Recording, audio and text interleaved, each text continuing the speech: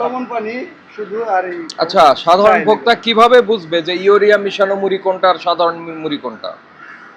ওইটা তো বোঝার কোনো মূলত ফুল কৌশল নাই গিয়ে, কারণ যারা মনে করেন লম্বা হয়, প্রাণ কোম্পানি কিংবা ভালো ভালো কোম্পানি যেটা করে লম্বা মুড়ি, ওটার মধ্যে ইউরিয়া আছে? ওইটা যদি ইউরিয়া মিশানো হয় তাহলে মনে করেন মুড়িটা আপনি মাখাইতেছেন খাইতেছেন, তাহলে এটা ফ্যানের বাতাসে কিংবা আবহাওয়ার বাতাসে অল্পতে এটা ড্যাম হয়ে যাবে। আর এটা যদি আপনি এই চানাচুর কিংবা অন্য কোনো ছোলা টোলা যদি মিশ্রণ করেন, কিন্তু এই মুড়িটা আপনি সহজে ড্যাম হবে না।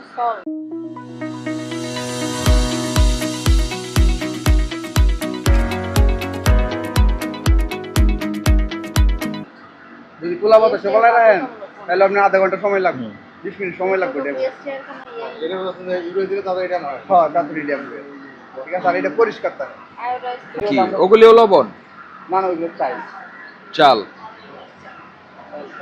এই যে এখানে আপনার মুড়িটারে কালেক্ট করেন কিভাবে আপনারা?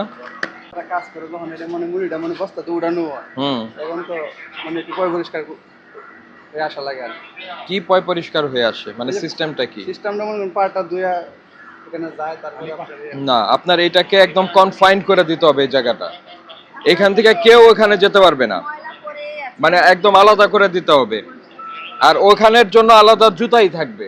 আপনার এই জায়গাটুকু দেখেন, আমি বলি আপনার ওইখানে আমরা তেমন কিছু পাই নাই, আমরা মাফই করতাম, কিন্তু এখানে তো আপনি ফাইন প্রোডাক্ট যেটা সেটা তো রাখছেন হচ্ছে বোকার মতো একেবারে ছাই টাই ময়লা টলার মধ্যে। সেটা জন্য স্যার কমা ভাবতে স্যার, তো আজকে তাহলে 1,00,000 টাকা ফাইন করেন না ম্যাডাম, ছোট করে একটা করে দেন।